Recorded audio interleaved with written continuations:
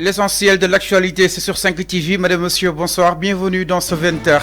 À la une de l'actualité ce soir, UCAD a abrité cet après-midi une conférence conjointe entre la délégation de la France Insoumise, dirigée par Jean-Luc Mélenchon, et celle de Pastef les Patriotes, dirigée par Ousmane Sonko. Cette rencontre marque un moment significatif dans les relations entre ces deux mouvements politiques. Leurs déclarations respectivement à suivre en début de journal. Et dans le souci de clarifier les Sénégalais sur les 714 milliards de nos francs que l'ancien régime avait déclaré financiers pour mettre fin aux inondations, Ousmane Sonko exige des audits lors du conseil interministériel organisé le 16 mai 2024, axé sur la préparation contre les potentielles inondations pendant la saison des pluies au Sénégal. Les explications à suivre dans ce 20h.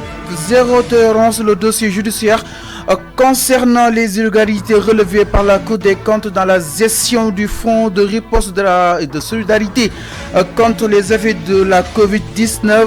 Le ministre Ousmane Diagne semble marquer un pas potentiel dans ce dossier qui semblait jusqu'alors stagner. Ses assurances assurent dans ce journal. Et c'est parti pour la troisième vague de nomination, marquant ainsi le paysage politique sénégalais qui témoigne d'une série de décisions importantes suite à la récente réunion du Conseil des ministres. Les dessous de ces nominations à découvrir dans quelques instants.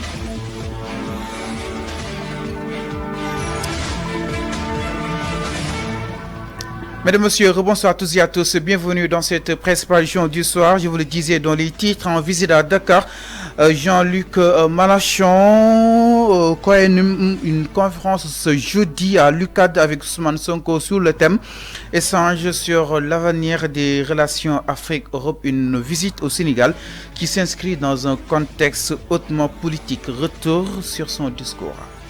Si vous le voulez bien, à l'objet de mon propos. Bien sûr, l'événement que nous vivons ensemble est exceptionnel pour moi comme être humain. Il est exceptionnel aussi comme intellectuel. On vous a dit que je suis l'auteur de quelques livres, mais je suis un des vôtres, étant non seulement diplômé de l'université française, mais je peux le dire en apprentissage permanent. Mais je ne perds pas de vue que ce qui est singulier à cet instant, non pas seulement l'instant où je vous rencontre, vous, dans cette salle, et où je parle aussi à ceux qui sont dehors et que je salue très amicalement. Je sais que c'est un moment politique particulier et je veux vous en parler pour que, dans la ferveur du moment qui est partagé, on ne perde pas de vue ce qui est en cause, ce qui est en train de se faire. Le moment est historique parce que le Sénégal a ouvert par l'action de son peuple une voie particulière qui est celle de la révolution citoyenne, s'achevant après une résistance populaire payée de morts et de martyrs par une victoire électorale. C'est-à-dire par un processus que nul ne peut contester puisqu'il exprime sous sa forme la plus pure et la plus nette la volonté et la souveraineté du peuple sénégalais. Mais il faudra alors, vous autres tous... Jean-Luc Mélenchon, et ensuite la situation en Palestine a été abordée ce jeudi par Ousmane Sonko et Jean-Luc Mélenchon lors de leur conférence de presse conjointe. Les points de vue de ces deux leaders politiques sur cette question convergent. Ousmane Sonko et Mélenchon demandent la fin du massacre du peuple palestinien, justement pour le leader de Pastef, le peuple palestinien est massacré dans l'indifférence totale et cela doit cesser. Le leader de Pastef que je propose d'écouter.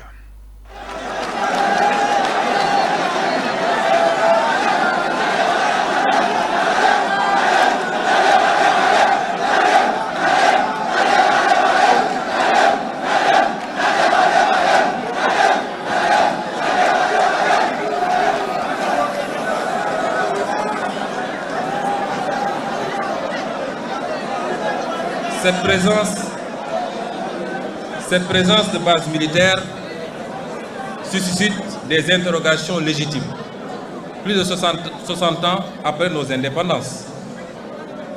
Nous devons nous interroger sur les raisons pour lesquelles l'armée française, par exemple, bénéficie toujours de plusieurs bases militaires dans nos pays et sur l'impact de cette présence sur notre souveraineté nationale et notre autonomie stratégique. L'histoire récente, j'aime bien prendre des exemples sur la France elle-même. L'histoire récente de la France est très riche en anecdotes intéressantes sur la problématique et les enjeux de la question sécuritaire. Entre 1956 et 1958, vous êtes historien, je ne le suis pas. Je peux me tromper sur les dates et même sur les faits.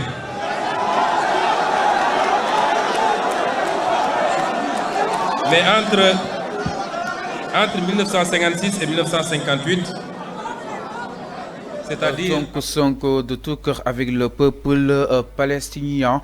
Justement, autre chose dans l'actualité, madame, monsieur, en conseil des ministres mercredi, le premier ministre a fait part des mesures envisageables pour la baisse du coût de la vie après consultation des représentants des producteurs, des commerçants, des transporteurs ainsi que des associations consuméristes.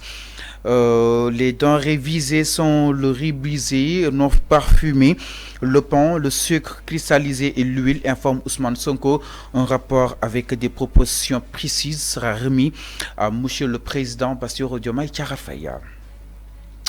Autre chose dans l'actualité, sur le garde des Sceaux, ministre de la Justice Ousmane Diagne a pris la parole ce mercredi 15 mai lors du Conseil des ministres pour évoquer l'avancement du dossier judiciaire concernant les irrégularités relevées par la Cour des comptes concernant justement la gestion au Covid-19. La Cour des comptes a relevé plusieurs irrégularités. Ce rapport publié en fin 2022 avait exposé de nombreuses anomalies, avait connu le 6 février 2023. Le procureur de la République, Hamidou Diouf, a annoncé l'ouverture d'enquêtes pour des cas présumés de corruption et abus de fonction. Malgré plus d'un an d'investigation, les avancements de ces enquêtes n'avaient pas été significatifs communiqués au public, provoquant des interrogations sur l'état d'avancement réel des procédures. L'intervention du ministre Ousmane Diagne semble marquer un pas potentiel dans ce dossier qui semblait jusqu'alors stagner. Autre chose dans l'actualité, madame, monsieur, c'est le président de la République Bassirou Diomaye Diakhar Faye qui a quitté Dakar ce matin, jeudi 16 juin 2024, est arrivé au Ghana et au Nigeria les 16 et 17 mai 2024. Pendant cette tournée de 48 heures, le chef de l'État Bassirou Diomaye Diakhar Faye aura des entretiens avec ses homologues de ces pays sur des sujets relatifs au renforcement de la coopération bilatérale et de l'intégration régionale. Notre envoyé spécial à Pape Mor est revenu là-dessus. Le président de la République Bassirou Diomaye Faye a entamé ce matin une tournée de travail de 48 heures au Nigeria et au Ghana qui se déroulera les 16 et 17 mai 2024. Cette visite s'inscrit dans le cadre des efforts continus pour renforcer la coopération bilatérale et promouvoir l'intégration régionale. Au cours de cette tournée, le président Faye aura des rencontres avec ses homologues des deux pays. Les entretiens porteront sur le développement de partenariats stratégiques ainsi que sur la consolidation des relations économiques et politiques. Les discussions viseront à renforcer les liens entre le Sénégal, le Nigeria et le Ghana en mettant un accent particulier sur des initiatives communes en matière de développement durable et de stabilité régionale. Cette visite représente une étape importante dans la dynamique diplomatique du Sénégal, cherchant à solidifier ses relations avec les autres nations africaines et à promouvoir une collaboration plus étroite pour le progrès. Merci beaucoup, Pape Mor, notre envoyé spécial. Et c'est parti pour la troisième vague de nomination, marquant ainsi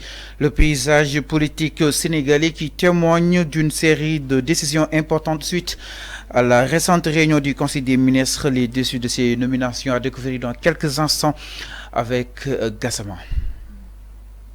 52 nominations, 21 secrétaires généraux, 31 directeurs généraux hier. Monsieur Habib Sy, commissaire aux enquêtes économiques à la retraite, est nommé président du conseil d'administration de la Société nationale d'électricité Sénélec, en remplaçant de monsieur Serigne Mbaye Dia. Monsieur Damboy, titulaire d'une maîtrise en anglais, est nommé directeur général de la Société de gestion des infrastructures publiques dans les ports urbains de Diamniadio et du Lac-Rose, remplaçant de monsieur Momodou Faye. Monsieur Toussaint Manga, médecin, est nommé directeur général de la Loterie nationale sénégalaise, l'ONAS en remplaçant de M. Abdourahmane Baldé. M. Sedina Omar Touré, titulaire d'un Master 2 en droit public, est nommé directeur général de l'Agence Assistance à la sécurité de proximité ASP en remplaçant de M. Momodou Salif Sow. Madame Aïssatou Mbodj, docteur en gouvernance territoriale, est nommée déléguée générale à l'entrepreneuriat rapide des femmes et des jeunes en remplaçant de Madame Mam Abi Sen. M. Bassirou Diouf, ingénieur en électrotechnique, est nommé directeur général du Centre national de qualification professionnelle en remplaçant de M. Augustin Ndiaye. Madame Soukey Diouf, ingénieur en bâtiment et travaux publics BTP, est nommé directeur général du Fonds d'entretien routier autonome FERA, remplaçant de M. Pape Ibrahim Faye. M. Babakar Ndiaye, avocat, est nommé directeur général de la Société nationale de recouvrement en remplaçant de M. Ansoumana Sané. Monsieur Mamadou Diop, magistrat matricule de solde numéro 63 274/J, est nommé secrétaire général du ministère de la Justice. Monsieur Fodé Fall, administrateur civil matricule de solde numéro 616 290/R, est nommé secrétaire général du ministère de l'Environnement et de la Transition écologique. Madame Fatou Bintou Ndiaye, magistrat matricule de solde numéro 616-187/K, est nommé secrétaire général du ministère de la Communication, des Télécommunications et du Numérique. Gassama, actuellement la deuxième partie de cette grande édition du soir.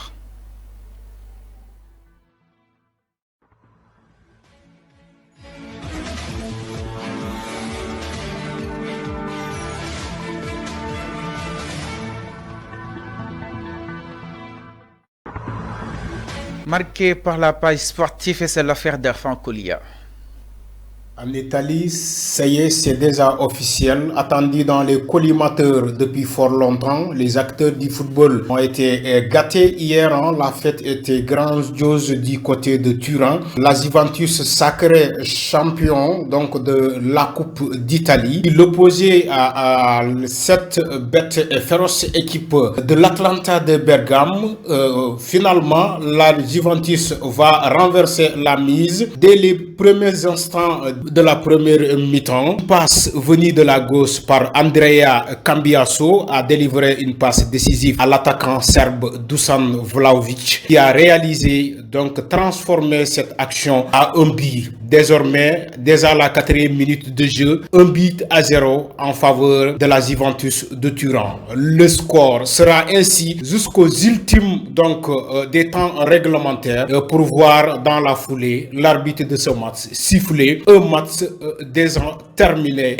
Peut sauver enfin sa saison. De côté de l'Angleterre, la bataille s'intensifie donc pour le titre du champion. Le champion en sortant, Manchester City, qui continue donc de garder son avantage, léger avantage sur son rival Arsenal. Arsenal qui va devoir se batailler dans la dernière journée de ce championnat, la 38e journée. Et ce week-end à partir de dimanche, les matchs sont joués à la même heure. Et aussi du côté de l'Etihad Stadium, les supporters sont confiants à l'idée du double champion d'Angleterre, Manchester City. Manchester City qui s'est fait éliminer par le Real de Madrid en Ligue des Champions n'a que le championnat pour sauver sa saison en attendant la Carabao Cup à venir contre Manchester United. De l'autre côté, toujours en Angleterre, Chelsea qui a réalisé la mise avec 3 victoires d'affilée. Chelsea qui est désormais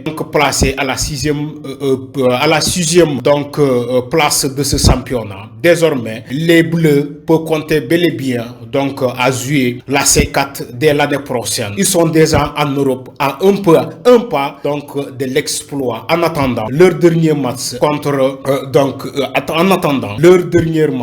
contre Bournemouth, pour voir l'équipe coachée par Mauricio Pochettino occuper désormais officiellement la 6e place. Du côté de France, l'Olympique de Marseille qui continue encore de sombrer dans la misère, qui s'est fait laminer hier par Reims qui a battu encore Marseille hier. Dans ce match, les supporters de l'Olympique de Marseille espéraient une victoire des siens pour espérer à une quelconque place qualificative à l'Europe. Mais malheureusement, Marseille, l'Olympique de Marseille. Les coéquipiers de Aubameyang se sont vus donc défaits par cette équipe ambitieuse de Reims. Au final, Marseille a perdu sur la pelouse du Racing Club de Reims.